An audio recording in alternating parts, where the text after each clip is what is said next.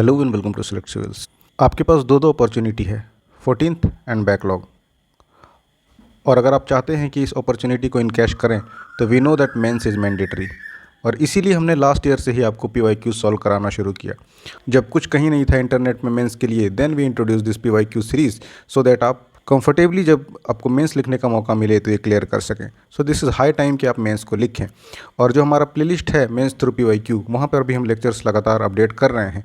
और आपको इंस्टेंट चाहिए सारे PYQs मॉक टेस्ट, तो आप हमारे सेलेक्ट सिविल्स ऐप पर इनरोल कर सकते हैं। और प्रिपरेशन के किस स्टेज पर आप हैं उसके बेसिस पर वहाँ पर क्यूरेटेड टेस्ट्स हैं। अगर आपको वीडियो लेक्चर के साथ सारे PYQs एक्सप्लेनेशन चाहिए तो भी आप इनरोल कर सकते हैं, या फिर आपको सिर्फ मॉक्स चाहिए या मॉक्स के भी सॉल्यूशंस के साथ PYQs चाहिए, everything access on our app. और वो इसलिए कि आपको पता होता है कि आप प्रिपरेशन के किस स्टेज में हैं। अगर आप मान लीजिए पहले से मेंस लिख चुके हैं तो कोई सेंस नहीं बनता कि हम फिर आपको इंट्रोडक्शन से शुरू करके बिल्कुल बेसिक सिखाएं, क्योंकि इतना तो आपसे उम्मीद की जा सकती है कि you must have written something और आपको एक फेयर आइडिया होगा। और अगर नहीं है तो then definitely you need to learn that how to write good answers. आप हमारे सेलेक्ट सिविल्स ऐप पर इनरोल करके एक्सेस कर सकते हैं। और हम लगातार कोशिश कर रहे हैं कि हम ज़्यादा से ज़्यादा लेक्चर्स अपडेट करें। पेड कोर्सेज के साथ साथ जिन लोगों ने इनरोल किया है ऑब्वियसली उनके प्रति थोड़ी हमारी रिस्पॉन्सिबिलिटी ज़्यादा है, लेकिन हम कोशिश कर रहे हैं कि जो आपके यूट्यूब में कोर्सेज हैं मेंस थ्रू PYQ मैंथन सीरीज़, उसको भी हम कंप्लीट करें। और जितना ज़्यादा आप आंसर लिखेंगे, हम कैसे करते हैं PYQ लेते हैं एक साल का एंड देन वी एनालाइज कि लिखना कैसे है, हाउ। ऐसा नहीं कि बस हम आपसे ये कह दें कि हमारे आंसर सबसे अच्छे होते हैं, जैसा कि जनरली कोचिंग इंस्टीट्यूट्स में किया जाता है कि आप हमारे नोट्स को पढ़िए सबसे अच्छे हैं, लेकिन कोई कभी आपको लेक्चर के नाम पर कुछ नहीं मिलेगा। लेक्चर के नाम पर बस ब्लफ है कि आप ऐसे पढ़िए, हमारा इतना सिलेक्शन रेशियो है, हमारे सारे क्वेश्चंस यहीं से आ रहे हैं। We don't have any claim like that. सिर्फ हम जानते हैं कि PYQs ही आपका आधार है। और हम टाइम एंड अगेन बताते रहते हैं कि कैसे PYQs के लिमिटेड थीम्स में सवाल दोहराए जाते हैं और बार बार पूछे जाते हैं। तो चलिए सेलेक्ट सिविल्स पे आप इनरोल करिए। और कोई डाउट हो तो 7992290065 इस पर आप हमें कॉल कर सकते हैं। और हमारे कोर्सेज से रिलेटेड या इन जनरल कोई और भी सवाल हो तो you can reach us on this number. आज देखते हैं हम ये मॉडर्न का सवाल। मॉडर्न में है गांधी। गांधी जी से रिलेटेड ऑब्वियसली सवाल आपसे रहेंगे ही। एंड उसका क्या कुछ लिखा जाना चाहिए आंसर, कैसे हमें इंट्रोडक्शन लिखना है, बॉडी में क्या होना चाहिए, we shall see every part of the question. और इसको शुरू करते हैं, देखते हैं क्या कुछ पूछा गया है and what we need to write on. आज का ये सवाल है, ये आपका 2024 में बैकलॉग वैकेंसी आई थी उसमें पूछा गया था। और ये मॉडर्न का क्वेश्चन है, आपसे पूछ रहा है कि discuss the ways and means by which Mahatma Gandhi could transform the struggle for independence into a mass movement. Mahatma Gandhi द्वारा अपनाए गए उन तरीकों का या माध्यमों की चर्चा करें जिससे उन्हें भारतीय स्वतंत्रता संग्राम को एक जन आंदोलन में परिवर्तित कर दिया। तो यहाँ पर सबसे पहले देखिए, आपको ये समझना होगा कि गांधी जी का एडवेंट कब हुआ, तो इंडिया में जनवरी 1950। तो गांधी जी का एडवेंट हुआ, उससे पहले उन्होंने 2 डिकेड गुजारा था कहाँ, साउथ अफ्रीका में। वहाँ उन्होंने जो देसी उनका मेथड्स थे उनको वहाँ अडॉप्ट भी किया, जैसे रजिस्ट्रेशन ऑफ मैरिज एक्ट के अगेंस्ट उन्होंने वहाँ पर सत्याग्रह किया।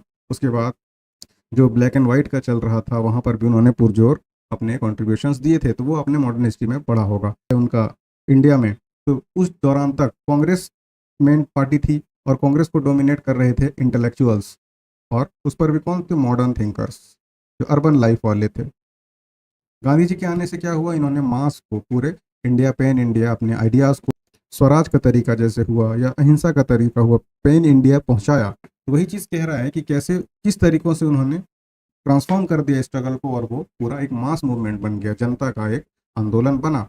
इससे पहले के जो कि सीमित था इंटेलेक्चुअल के पास, और बहुत ही क्या होता था, अभी जैसे आप देखिएगा सोशल मीडिया वाला ज़माना है, तो इसमें भी क्या होती है, ग्राउंड पर जो काम होता है और सोशल मीडिया में जो आप देखते हैं, दोनों में फ़र्क है। तो ये जब Congress, this was under the intellectuals और मॉडर्न पढ़े लिखे, उस पर भी ज़्यादातर वेस्टर्न एजुकेटेड लोग, तो जब उनके पास था कांग्रेस की कमान या मास को लीड करने का रिस्पॉन्सिबिलिटी, तो उतना व्यापक नहीं हो पाया था ये आंदोलन। और इस वजह से जो उनका डेमोक्रेटिक तरीका था, हालांकि गांधी जी ने भी डेमोक्रेटिक तरीके से ही, आपके कॉन्स्टिट्यूशनल तरीके से ही पूरा अपने प्रदर्शन किए, आंदोलन किया, बट उनका जो तरीका था अर्बन, वो पैन इंडिया रीच नहीं था उनका, और इसकी वजह से वो उतना सक्सेसफुल नहीं हुआ। गांधी जी का हम जानते हैं कि 1 साल पूरा उन्होंने इंडिया का दौरा किया और कुछ उस तरह से एक्टिवली पॉलिटिक्स में पार्टिसिपेट नहीं कर रहे थे। रैदर पहले उन्होंने एक अंडरस्टैंडिंग डेवलप की कि इंडिया में चलता क्या, सीन चल क्या रहा है, उनका मास लोगों का थिंकिंग क्या है, and then he started to actively politics में इंगेज हुए। और फिर जो आपका बिहार से चंपारण सत्याग्रह था मेनली, एक्टिवली पार्टिसिपेट किया और फिर उसके बाद की कहानी हम जानते हैं। तो सो इसी को आपको समराइज़ करना है, कैसे कि उनके आने से पहले क्या सीन था और किस तरह से उन्होंने मास मूवमेंट इसको बनाया, और उसी में उनके पूछ रहा है कि जब ये तरीका और माध्यम क्या था, किस तरीके से उन्होंने इस आंदोलन को एक मास मूवमेंट बनाया, एंड देन इसमें कैसे उसको क्या उन्होंने अडॉप्ट किया, किस तरह के तरीके। तो हम इसको लिखेंगे कैसे, how we need to write about this question, उसको देखते हैं एक बार। ऐसा करते हैं, यहाँ पर मैं इंट्रोडक्शन लिखता हूँ, फिर इसके पॉइंट्स बताऊंगा, एंड देन बॉडी उसी तरह उसके पॉइंट्स, एंड देन फिर हम कंक्लूड करेंगे। तो इंट्रोडक्शन सबसे पहले आपको लिखना है कि गांधी जी का एडवेंट जब हुआ उस टाइम क्या सिचुएशंस चल रहे थे यहाँ पर, और फिर how he change the entire scene. Ways and means लिखने से पहले आप ये यहाँ से भी शुरू कर सकते हैं, with his advent in Indian politics या इन इंडिया इन साल 1915। इसमें क्या था, highly it was Congress as establish party था एवं ह्यूम द्वारा फाउंडेड, और it was dominated by urban intellectuals, और जिसमें क्या था, मास रीच जो थी ये बहुत ही कम थी। इसको आपको वर्ड्स में लिख देना है, 80 to 100 वर्ड्स में, समझ लेना कि when Gandhi ji arrived India in 1950 it was Congress who was leading the country in political process and Congress was dominated by intellectuals urban class। उसके बाद धीरे धीरे हम आएंगे कि हाउ गांधी जी एडॉप्टेड, क्या उन्होंने मीन्स और आपका तरीका अपनाया, what Gandhi ji, ways and means, फिर हम नेक्स्ट आएंगे ways and means adopted by Gandhi ji. ये आपका मेन बॉडी वाला पार्ट हो जाएगा, मीन्स एडॉप्टेड बाय। तो आप तो यहाँ पर भी एक हालांकि हो सकता है कि आप ये दे दें एक रिप्रेजेंटेशन, फिर उसको आप एक्सप्लेन कर दें, या आप डायरेक्टली भी ऐसे लिख सकते हैं, फिर यहाँ पर आप इसको पॉइंटर्स के रूप में शुरू कर सकते हैं कि क्या उन्होंने मीन्स अपनाया।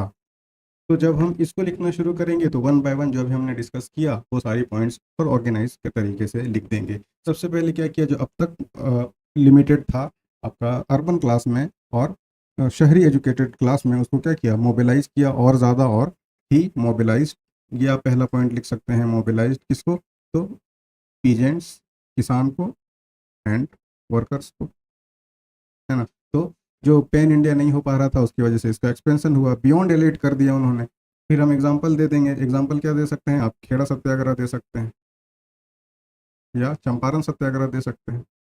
तो इस तरह से हम अपने पॉइंट्स को क्या करेंगे, क्वांटिफाई करेंगे कि जो हम बात कर रहे हैं ऐसा नहीं कि हमने हवा में कोई बातें कर दी हैं।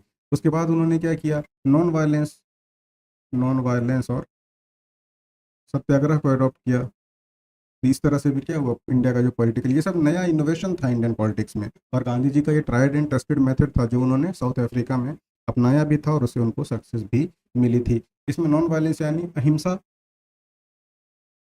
और आपका सत्याग्रह, है ना। ये फ्रीडम ऑफ स्ट्रगल का क्या था, एक मोरल डायमेंशन था, और आगे जाके ये गांधी जी जब तक लीड करते रहे इस पर क्या था, टिक के भी रहना था, एक कोड ऑफ कंडक्ट भी था जिसपे अबाइड करना था। आप इसका भी एग्जाम्पल दे सकते हैं। इसमें एग्जाम्पल में आप दे सकते हैं कि 1918 का अहमदाबाद मिल स्ट्राइक, है ना। फिर आप खेड़ा सत्याग्रह भी दे सकते हैं।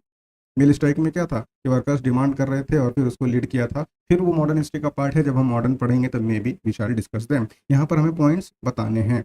उसके बाद आप और गांधी जी के कामों में means and ways and means के बारे में जब हम डिस्कस कर रहे हैं तो हम यह क्या कर सकते हैं, अपने साथ साथ उन्होंने क्या किया, इसको डिसेंट्रलाइज किया। ऐसा नहीं था कि वो आजकल के लीडर की तरह डरते थे कि भाई मेरे रहते हुए मैं ही रहूं सब कुछ इसका सर्वे सर्वा।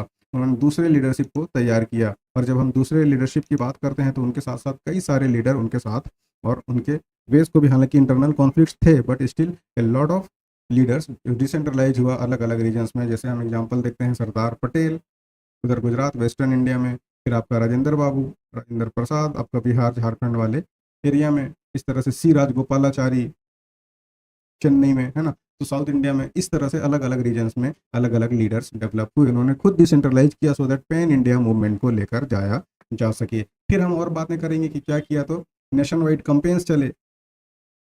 किस तरह के कंपेन्स चले, बाइकॉट चला जब एनसीएम चल रहा था, नॉन कॉपरेशन। उसके बाद सॉल्ट मार्च चला आपका, डांडी यात्रा सिविल डिसोबीडियंस के टाइम, क्विट इंडिया चला, डू और डाई। तो ये सब आप एग्जाम्पल दिया करिए, उससे क्या होता है, एक अच्छा इंप्रेशन जाता है, आपकी मेहनत भी दिखती है। उसके साथ साथ और हम देखें तो उन्होंने रिलीजियस और जो आपका नेशनल चल रहा था मूवमेंट, उनको एक तरह से पैरेलाइज किया, दोनों को सिंक किया, सो दैट लोगों का रिलीजन हमेशा से ही एक वीक पॉइंट कह सकते हैं, क्या ओपियम ऑफ द मासेस होता है। तो रिलीजन को भी उन्होंने चैनलाइज किया जिसको यूज़ किया जा सके इंडियन नेशनल मूवमेंट में। तो आप सेपरेटली ये भी एक पॉइंट लिख सकते हैं, रिलीजियस। मैं बस पॉइंट्स डिस्कस कर रहा हूँ, है ना, रिलीजियस एंड कल्चरल सिम्बॉल्स। इसमें आप क्या लिख सकते हैं, जैसे हमने बात किया कि जो सेंटिमेंट थे लोगों को उसको चैनलाइज किया जिसका यूज़ किया जा सके नेशनल मूवमेंट में। आप 1920 का खिलाफत मूवमेंट का एग्जांपल दे सकते हैं कि इसमें आपको क्या हुआ, हिंदू मुस्लिम इसकी वजह से कॉन्फ्लिक्ट जो हमेशा पैरेलली चलता आया था ये भी कम देखने को मिला, और आपका रिलीजियस हारमोनी और इसमें यूनिटी भी देखने को मिली। रदर देन कॉन्फ्लिक्ट, ये कोऑपरेशन चल रहा था, नॉट कॉन्फ्लिक्ट। हालांकि जब मुस्तफ़ा कमाल पाशा केम देन वो पूरा सीन ही सेकुलर स्टेट उसको घोषित कर दिया गया, लेकिन उसके बाद उससे पहले तक ये इंटीग्रेशन चलता रहा था। और हम कह सकते हैं डेली प्रैक्टिस वाली चीज़ों को सिंबलाइज कर देना, तो ये सारे उनके मीन्स और क्या थे, आपके प्रोसेस थे जिसके ज़रिए से उन्होंने पूरा इस इंडियन नेशनल मूवमेंट को एक बना दिया मास मूवमेंट। अब ये हमने डिस्कस कर दिया डिटेल में, पर ऐसे आपको बस मैं पॉइंट्स बता रहा हूँ, that's why I have written in this format कि आपसे डिस्कस कर लें। आप मॉडल आंसर अभी देखिएगा ऐप पे इंस्टॉल करके, वहाँ हमने काफ़ी वर्ड लिमिट का ख्याल रखते हुए इसको बनाया है। ऑलराइट, ये तो हो गया। अब ऐसा नहीं है कि जो भी गांधी जी ने वेज एंड मीन्स अडॉप्ट किए, है ना, ways and means whatever he adopted, ऐसा कोई इम्पॉसिबल है कि परफेक्ट हो सकता है। हर चीज़ में कुछ ना कुछ कमी बेसी रही जाती है, तो फिर हम उसका क्या करेंगे, सक्सेस का जैसे हम असेसमेंट करते हैं या ड्रॉबैक्स उसके हम एक बार वो मेंशन कर देंगे, तभी आपको नंबर भी मिलेगा ना। आपको ऐसा नहीं कि डिस्कस करने बोला है तो बस आप डिस्कस कर दीजिए, थोड़ा सा इसमें ड्रॉबैक्स जो रहा था हम उसकी बात कर लेंगे। हालांकि डिस्कस है, not critically analyse, but still word limits भी आपका लगभग 800 वर्ड्स का रहेगा अगर इट इज़ ऑफ 40 मार्क्स, तो थोड़ा सा आपको लिखना होगा उसी हिसाब से। तो अब क्या क्या इसमें रह गया है, फिर हम जानते हैं कि कमी बेसी की हम बात कर रहे हैं, तो नॉन वायलेंस जो गांधी जी का था, नॉन वायलेंस ये थोड़ा सा उस तरह से नहीं रह सका, तो ये एक non violence as a challenge emerge होकर हमेशा आया। जैसे आप एग्जांपल यहाँ पर भी दे सकते हैं कि जब चौरा चौरी इंसिडेंट हो गया है ना, वो एक थाने में क्या होता है, आग लगा दिया जाता है, तो वो भी जो गांधी जी का एनसीएम था, नॉन कॉपरेशन मूवमेंट, उसको विड्रॉ करना पड़ा था। तो जो गांधी जी का मंत्रा था नॉन वायलेंस का, थोड़ा सा ये मेंटेन करने में उनको दिक्कत आई। फिर कम्युनल डिवीजन भी, हिंदू मुस्लिम का जो कॉन्फ्लिक्ट एक एज यूजल जाहिलों जैसा चलता रहता है इंडिया में, तो वो भी थोड़ा सा हिंदू मुस्लिम की यूनिटी की बात करते रहे गांधी जी, लेकिन ये उतना ज़्यादा नहीं हो पाया। और अल्टीमेटली क्या हुआ आपका 1940 आते आते पोलराइजन बहुत ज़्यादा हो गया कि जो पार्टीशन था वो लगभग लगभग इनएविटेबल हो गया कि अब इसको रोका नहीं जा सकता। उसके साथ साथ और आप क्या देख सकते हैं कि आइडियोलॉजिकल डिफरेंसेस भी थे विद इन कांग्रेस में। गांधी जी भी हालांकि कांग्रेस में ही थे, लेकिन उनका आप बी अम्बेडकर साहब हो कास्ट को या अनटचेबिलिटी को लेकर, या सुभाष चंद्र बोस हों, तो हमेशा से थोड़ा सा विद इन कांग्रेस फ्रिक्शन चलता रहा था। उसके साथ आप फिर और हम ड्रॉबैक्स की बात अगर करें, तो क्लास और सोशल कॉन्ट्रडिक्शंस में भी देखने को हमें ये चीज़ मिला, क्योंकि जिस मजदूर को या कॉमन पीपल्स को या आम जन को गांधी जी लेकर आए थे, उनका कई बार जो होता था उनके डिमांड्स की वजह से इंडस्ट्रियलिस्ट से नहीं बनता था।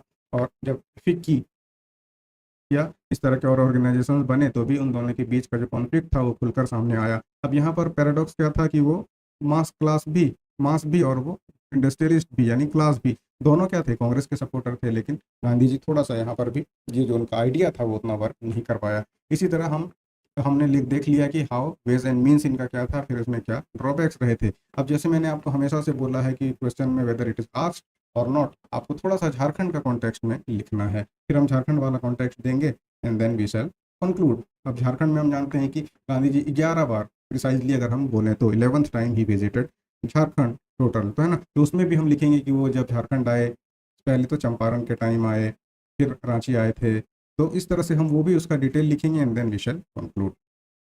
टाना भगत से भी मिलते हैं, है ना, और उनको टाना भगत एक कैश का उनको अपनी तरफ से जेस्चर भी ग्रेटिट्यूड की तरह से पेश करता है। तो वो सारा डिटेल हमें लिखना है कि थोड़ा सा हम झारखंड का कॉन्टेक्स्ट देंगे कि 1917 में चंपारण के लिए जब वो आते हैं, तो वहाँ पर जो इंडिगो कल्टिवेटर्स का दिक्कत था, लोकल फार्मर से मिलते हैं और वो उसको हल करते हैं। फिर एनसीएम जब लॉन्च करते हैं, तो रांची में भी नॉन कॉपरेशन मूवमेंट 1920 में वो लॉन्च करते हैं। फिर झरिया धनबाद या जमशेदपुर जाकर भी वहाँ के इंडस्ट्रियल वर्कर से और माइनर से मिलते हैं। तो जो उनका वेज और मीन्स था पैन इंडिया, वही झारखंड में भी चल रहा था। और फिर हम इसको एक पॉजिटिव नोट के साथ महात्मा गांधी जी का योगदान को, वेज एंड मीन्स को, कमी को, सबको कोशिश करेंगे कि कंक्लूड कर दें। अब ये फिर हम देखेंगे कि इसमें जब हम लिखेंगे तो एक पॉजिटिव नोट के साथ खत्म करेंगे, और ये बताएंगे कि हालांकि अपने आप में ये बहुत हद तक सक्सेसफुल था, लेकिन जैसा भी कोई तरीके का होता है फेट, इसके साथ भी ही होना था। Respective of somewhat drawbacks, it was mostly Gandhi ji की थे, जो कि किंग पिन थे इंटायर फ्रीडम मूवमेंट का, और फादर ऑफ नेशन की वजह से फिर जो हमें मिला ऐसे गिफ्ट वो नहीं मिला, बल्कि उनका कई सारे कंबाइंड बाय द अलग अलग ग्रुप ऑफ पीपल एक हमें मिला इंडिपेंडेंट देश। और जिसको हम सेंटर पे रख के ट्राइबल राइट्स, उनका ये भी था ना कि कॉटेज इंडस्ट्री। तो ये सब क्या था जो आप डीपीएसपी में भी पढ़ते हैं, जो गांधी जी का वो एक नज़रिया था कि ट्राइब्स को किस तरह से या आम जनों तक उनका था कि जब तक उस समाज में बैठा हुआ आखिरी आदमी तक हित की बात ना पहुंच सके, तो किस तरह से वो इंस्पायर किया ट्राइबल लाइफ को, जिसका झारखंड भी एक हिस्सा है। तो इस तरह से आपको एक बेहतर आंसर फ्रेम करना पड़ेगा।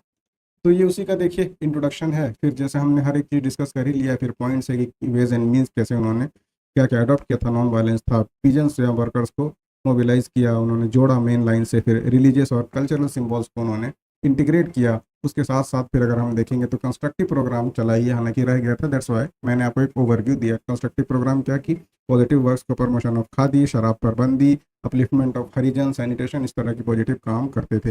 वैसे चलता था ना बेबी फॉर्म में, कोई बहुत ज़्यादा हुआ कभी आंदोलन तो थोड़ा सा हो जाता था स्लो, क्योंकि बहुत लंबा चलना भी था ना। तो फिर से कोई कुछ आंदोलन हुआ, कुछ सत्याग्रह हुआ, देन इट वाज स्लो। तो जो स्लो वाला टाइम था, यहाँ पर कंस्ट्रक्टिव वर्क चल रहा होता था। वहाँ पर ऐसे खाली क्यों बैठना, अपने लोगों के लिए कुछ काम कर दिया जाता था।